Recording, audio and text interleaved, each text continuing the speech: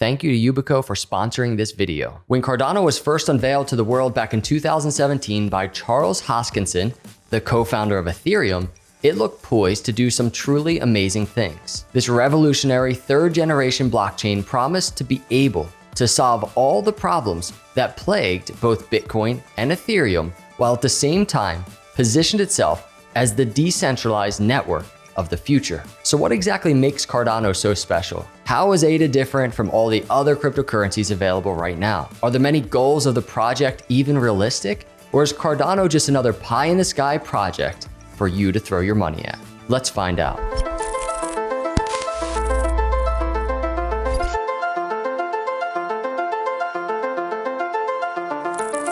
What is up, everyone? Welcome to Crypto Capital Venture. Hit that like and subscribe button on the way in, because in today's video, I'm going to break down the core fundamentals of what Cardano is really all about. Now, we can talk for hours about price fluctuations, moving averages, market caps, consolidation, but at the end of the day, it's the practical application and ongoing technology evolution that are the most exciting things about Cardano. But to understand what Cardano is and how it has the potential to revolutionize banking, identity management, and digital applications, first we gotta have a quick history lesson, and it all starts with Ethereum.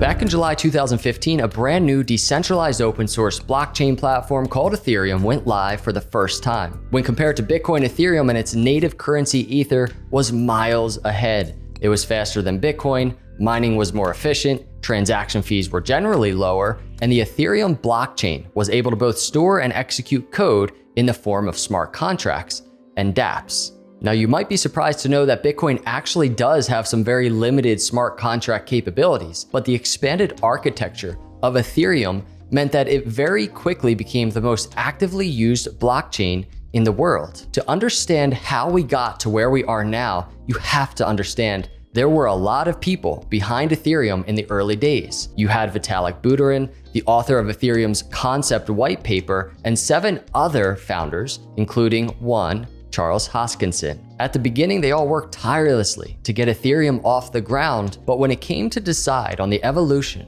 and fundamental purpose of Ethereum, that's when division quickly grew. Hoskinson wanted to accept venture capital and create a for-profit entity with a more formal governing structure. Buterin wanted to keep Ethereum a non-profit organization with an open source, decentralized governance. Here's what Charles had to say about the difference of opinion and what led to the change. The thing is, we had very big philosophical disagreements on how things ought to be run. When I was there, I said, look, if we're taking other people's money, we have to put that money in a structure that creates accountability. So as Charles described, this fundamental difference in opinion eventually saw Charles and several other co-founders leave Ethereum in 2014, a full year before the blockchain had even gone live. Charles, together with a former colleague, Jeremy Wood, founded IOHK in 2015 with a focus on the research and engineering of new blockchains and cryptocurrencies. The chance to start from scratch gave Charles a unique opportunity. Despite Ethereum's improvements on Bitcoin in terms of speed, transaction fees, and smart contracts, both first and second generation cryptocurrencies still had their limitations: scalability, interoperability, and sustainability. Building from the ground up meant that Charles could address the limitations and implement them into the base code of this project. This would be the birth of Cardano, named after 16th century polymath Girolamo Cardano, and its native currency ADA, which is named after Ada Lovelace, the world's first computer programmer. Unlike Ethereum's heuristic approach of just build it and we'll figure it out as we go, Hoskinson's approach would focus on slow and steady scientific research and evidence-based software development. IOHK sponsored research labs in Scotland, Japan, and in the US while building a team of programmers and academics. They authored and published over 90 peer-reviewed academic papers as the mechanisms and functionality of Cardano came together, before finally launching in 2017. After 2 years of painstaking research and development, the Cardano model and roadmap was finally unveiled.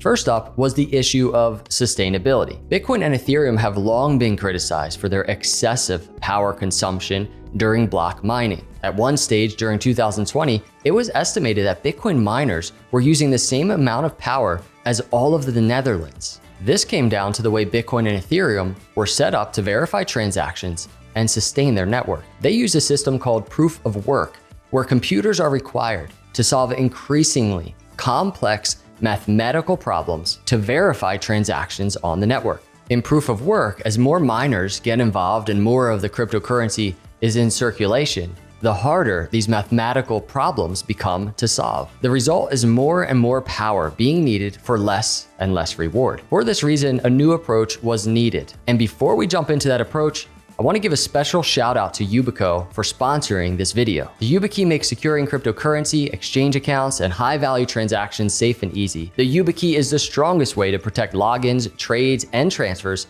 at the exchange level, increasing user trust and accelerating cryptocurrency adoption. It works out of the box with exchanges like Binance, Coinbase, Evercoin, Gemini, and more. Simply put, it's the smart way to protect your crypto. It secures the currency at the exchange level.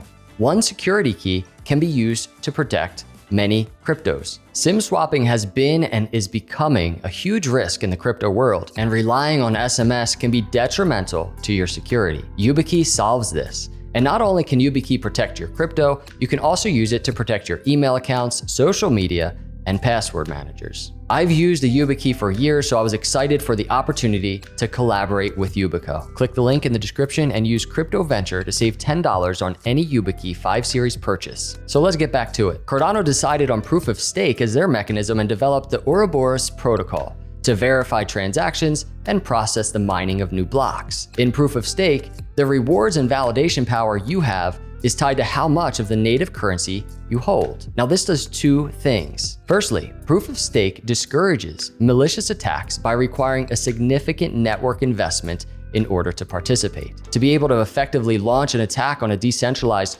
proof of stake network, you'd need to own 51% of the native cryptocurrency. At that point, attacking a network you have majority share in becomes counterproductive. Secondly, it drastically reduces the power and transaction fees needed to sustain the network. A big win over Bitcoin and Ethereum. Instead of requiring massive GPU or ASIC miners, a Cardano node or stake pool only needs a Linux server with 4 GB of RAM and 24 GB of free hard drive space. The Ouroboros Protocol also introduced a new mechanism to distribute rewards. Every 20 seconds, a stake pool is chosen to validate all the transactions during that time period. That stake pool is then rewarded with all the gathered transaction fees for the work it's done. To have your stake pool be in the running for selection, you need to delegate a certain amount of ADA to the pool. But unlike Ethereum 2.0 staking, when you delegate ADA to a stake pool, the currency stays in your wallet. You're effectively providing proof of your wallet balance and supporting the node without handing over any funds or needing to provide any network bandwidth. With the mechanism in place, Cardano looked towards the next era of development: Goguen, Basho, and Voltaire. Nothing has been more hyped than the impending upgrade to Cardano's third era of development, Goguen. Goguen represents smart contracts, the long-awaited feature boost that's set to propel Cardano into new, exciting territory. It also comes with a multi-currency ledger, the ability to create and store NFTs, as well as support for creating new natively supported tokens. The Basho era tackles interoperability and scalability with the addition of sidechains that can interact with different cryptocurrencies. Sidechains can be used as a sharding mechanism by offloading work from the main chain onto a sidechain to increase the capacity of the network. They can be used to introduce experimental features without affecting the security of the main blockchain. In the final era, Voltaire, Cardano will consolidate governance, setting up a voting system and a treasury system to give network participants a say in the future of the network. In terms of the roadmap, we're about halfway home with so much potential to come. So the real question I think most of us have, will Cardano and ADA more specifically change the world? And if so, how? Cardano has some big plans and even bigger dreams, there's no doubt about it. The ultimate goal is a completely decentralized banking and identity management system with access and equity for everyone on the planet. It may sound a little idealistic, but the use case and agreements Cardano already has in place are exciting to say the least. I'll give you an example. IOHK recently announced it had partnered with the Ethiopian government to create a blockchain-based system to track student performance in local schools. 5 million students and 750,000 teachers will receive Cardano blockchain-based IDs, which will allow the authorities to track every student's academic performance. After graduation, the students will receive NFC cards that will contain their educational credentials. This means the data will be available and reliable even if the student doesn't have a mobile phone or other device to connect to the system. This will also resolve the issue of fake certifications and problems where Ethiopian credentials are not recognized by institutions and countries around the world. It's low cost, tamper-proof, and gives the Ethiopians equitable worldwide status when it comes to education, employment, and eventually financial independence. Going live via the Prism identity system in January 2022, this deal is being seen as a trial run for institutional and nation-state adoption of Cardano. The good news is it already works. But that's just the tip of the iceberg when it comes to Cardano's potential. There are revolutionary applications in supply chain logistics tracking, anti-counterfeit systems, identity management, record keeping, automated finance, healthcare, and much, much more. The list is literally endless. A lot of Cardano's success may depend on developers getting involved and institutions adopting certain technologies, but at this point, it's not a matter of if Cardano will change the world, it's a matter of when. And that's all for me. I hope you enjoyed this video on Cardano's history, where we're headed, and what could one day be reality. If you enjoyed this video, please let me know by hitting that like button. And if there's anything you think we missed in this video, make sure to let me know in the comments below. Thanks for watching, guys, and as always, I'll see you in the next video. God bless. Click the link in the description below and get secure.